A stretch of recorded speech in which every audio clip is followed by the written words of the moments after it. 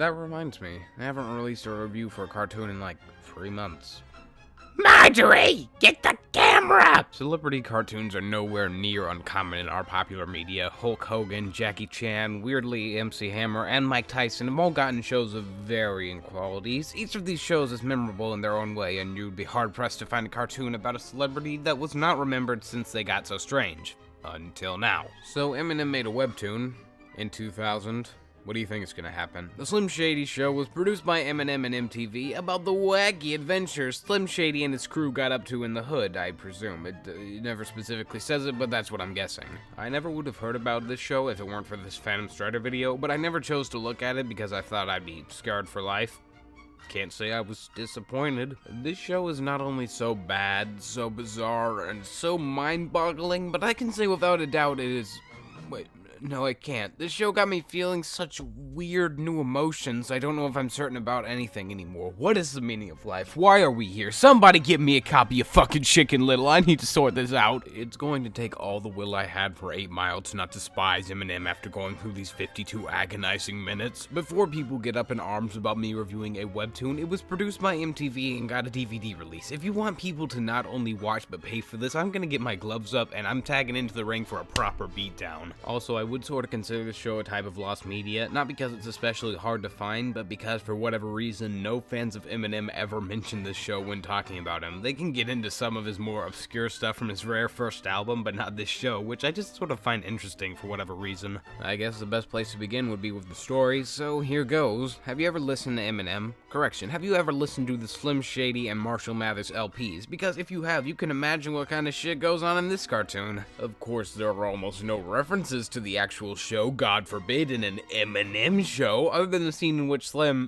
got pissed off and ripped Pamela Lee's tits off, but doesn't smack her so hard he knocks her clothes backward like crisscross, so why make the reference if you aren't going to finish it? The stories themselves revolve around Slim's crew just going around, beating up celebrity references, and sticking their dicks in places it doesn't belong. They go to jail, meet Daryl Strawberry, yes, the baseball player, and include a scene where Robert Downey Jr. smokes the crew's drug stash, and in response, Daryl breathes fire and proceeds to smoke the ashes. That's not even the craziest shit, though. In one episode, the gang literally goes to South Park and gives the kids Viagra. Cartman then proceeds to blow up his fucking house because he is so constipated. Why are the South Park kids here? Did Slim get permission? Did anyone fucking care? Even Screech, yes, from Saved by the Bell, shows up as a sloth fucker who tries to infiltrate Slim's school undercover and ends up getting shrooms exploded in his ass, his head being knocked off, and the Beastie Boys going out of a robot to mourn his death. Oh, and somewhere in the mix, Haley Joel Osment just shows up and is baked alive in a grill. That's not very important, but I don't know why it's fucking there. Then the episode just ends. That's one of the problems with the show, is that they have a scene, and you think it'll go somewhere, but then the episode ends without any conclusion. Scratch that. You know the basic structure of any story? Check that out. Things just happen in the Slim Shady Show. It doesn't matter if the supposed twist doesn't make any sense, or some scenes break up the flow of the episode. When it comes to this show, all quality control needs to be thrown out the window. One episode focuses around Marshall Mathers, Eminem's real name, trying to get an autograph from Christina Aguilera, but at the end, Slim beats her up to find she is a robot. Why is she a robot? What is the point of her being a robot? Fade to black. That's how a typical episode will end, full of unresolved questions and answers that make no sense. This could be seen as an attempt at comedy, but the comedy is about as good as the storytelling is. Have you ever seen a dick?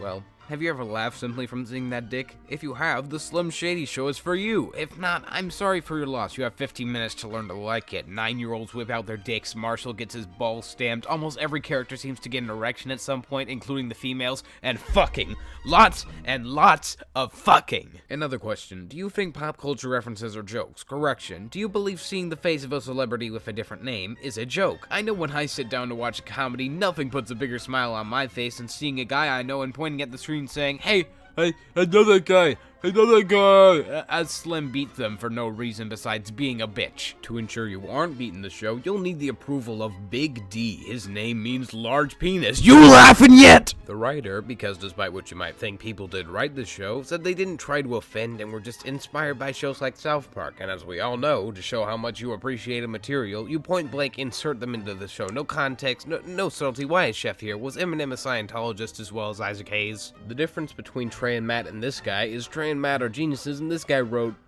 Rambo 5? He finally made it in the industry, I guess. You think he put the Slim Shady show on his resume? It was probably his only credit. Some quotes from the IMDb, and keep in mind this is grade A material they want you to see, include Slim Shady shouting at Marshall, "Don't fuck this up, virgin." Sue, after spotting 2 movie stars outside the trailer, "Hey, isn't that rat Damon?" And Ben ass fuck. Dave, "Never get high off your own supply." Big D, "I've seen you in the movie The Beach." Biatch. Knuckles, "Word up, kill Daryl Strawberry," which I would like to mention is misspelled on the IMDb. Completely unrelated, the interview, other than looking like it was filmed in the Wu-Tang Clan's basement, has merchandise of the characters in the background which look like plushies. I need all the merchandise related to this. The figurines are like $95 on eBay, and you may be asking yourself, dude, who would be dumb enough to actually buy one of these? Me, I just put it on my shelf to display so I can just show my friends when they come over to play Mario Kart 64, just cross my arms and say, I make bad life decisions. I'm stalling. Back to the show. The characters are probably the most forgettable part of this cartoon. You'd think these cartoon characters made by Eminem, you know, the guy who wrote Stan, would have a little more personality, but no, each of them is one random joke. There's Slim Shady, the guy who gets mad and beats people up, and he's so cool, but also he's sad because he doesn't have any parents. There's Marshall Mathers, basically the kid version of Eminem, despite the fact that Eminem also shows up in the show, who is a kid listening to everything Slim says. I've already mentioned the multi-layered complexity known as Big D, but have I ever told you about Dave? He smokes pot, and his parents are the American Gothic couple. That's it. There's Girl, she's a girl, and lastly we have King Kniff, he's gay. I wish I had more to say about these guys, but they're all nothing more than single jokes. The only other characters are random celebrities they beat up and 3 extras that show up in almost every episode. When I first watched this with my friend, he turned to me and said, "Is every character voiced by Eminem?" And I turned to him and said, "Really? That's the only question you have while watching this?" But yeah, most likely. I mean, it's pretty bad. The voice acting in this show is really fucking bad. Sometimes I would notice microphone quality changes between characters, especially with the girl. I'm not even sure how this would be possible if they were recording from the same studio, but who am I to question the magic that is the Slim Shady shit show? Eminem gets so close to the mic sometimes, it very noticeably pops on multiple occasions each episode. How did the editors not realize or attempt to fix that? I'm almost certain this show has no quality control, but still, really?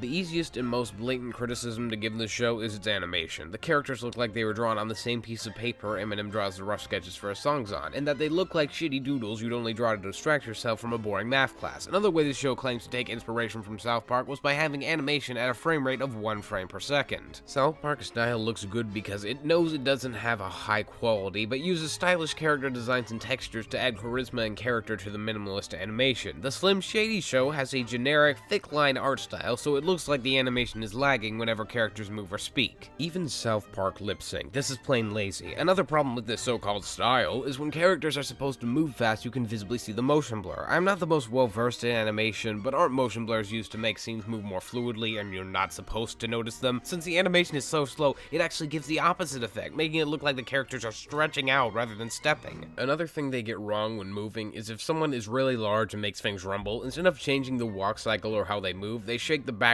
even if a regular-sized character is right next to them who has a similar walk style but doesn't change as the background shakes, so they appear to be walking on air or a green screen of some kind even though it's animation. And God forbid the animators try to pull off a side angle, the characters look in pain, just pure agony whenever they're forced to leave a specific angle. Why does E.T. suddenly appear much more attractive in comparison? If I have to think these things, you've failed as an artist. Like you would expect, the show doesn't have the budget to choreograph or attempt fight scenes, so fuck it. 60s Batman sound effects and low-quality dust sweep fights. Perspective was never the show's specialty, mostly because it has no shading whatsoever, so everything looks like it's on the same level, but also because the animators are only ever able to do straight-on shots with no complexity or depth.